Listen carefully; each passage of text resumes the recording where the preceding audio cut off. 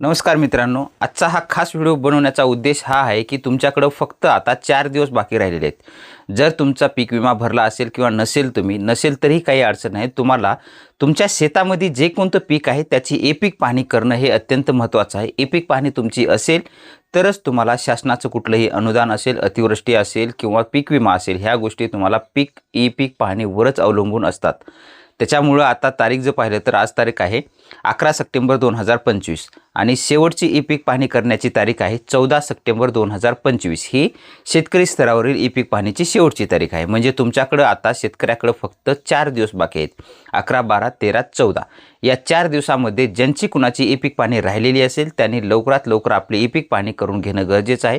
ई-पीक पाहणी केला तरच तुम्हाला पुढचे लाभ कुठलेही मिळणार आहेत। जर आता पंचनामा जर पाहिला आपण, अतिवृष्टी झालेली, पावसाळ्याने जे काही नुकसान झालेलं आहे त्याच्यासाठी तुमचा ई-पीक पाहणीचा डेटा घेतला जातो। आपण मागे जर पाहिलं तर 22-23चं कापूस सोयाबीन अनुदान हेक्टरी 5,000 देण्यात आलेलं होतं। ते फक्त ई-पीक पाहणीच्या बेसवरतीच देण्यात आलेलं होतं। महाभूमीकडून ई-पीक पाहणीचा डेटा घेण्यात आलेला होता आणि त्याच्यामध्ये ई-पीक पाहणी ज्यांची झालेली आहे सोयाबीन, कापूस, हा डेटा घेऊन त्याच्यानुसारच त्या याद्या करण्यात आलेल्या होत्या आणि त्यांना अनुदान देण्यात आलेलं होतं।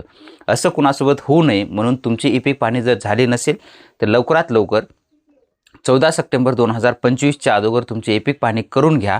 आणि ई-पीक पाहणी कशी करायची हे जर माहिती नसेल तर आपण यावरती व्हिडिओ बनवलेला आहे।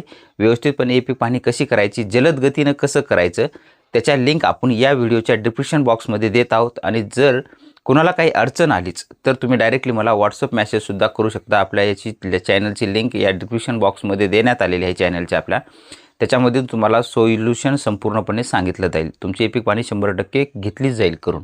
फक्त तुम्ही तुमची ई-पीक पाहणी झाली नसेल तर लवकरात लवकर ई-पीक पाहणी करून घ्या। आणि तुम्हाला ई-पीक पाहणी जर पाहिलं तर त्याच्यामध्ये ई-पीक पाहणी झाल्याशिवाय सुद्धा तुम्हाला हमी भावानं तुमचं सोयाबीन असेल, कापूस असेल, तूर असेल, कोणतंही हमी भावानं विक्री करता येत नाही। म्हणजे तुम्हाला हमी भाव मिळत नाही। कापसाचा यावेळी जर पाहिलं तर हमी भाव आहे 8,100 रुपये। सोयाबीन आहे, तूर आहे, अनेक पद्धतीनं असं हमी भावानं आपल्याला मूग असेल, उडीद असेल, मका असेल, प्रत्येक पीक आपल्याला हमी भावानं विकण्यासाठी तुमच्या सातबाऱ्यावर तुमची ई-पीक पाहणी झालेलीच पाहिजे। त्याच्यामुळं हा व्हिडिओ बनवण्याचा उद्देश हाच आहे। आणि जास्तीत जास्त तुमच्या मित्रपरिवारांना शेअर करा, जेणेकरून त्यांची कुणाची राहिली असेल तर हा व्हिडिओ बघून तारीख शेवटची कधीची आहे हे पाहून त्यांनी लवकरात लवकर आपली ई-पीक पाहणी करून घेतील।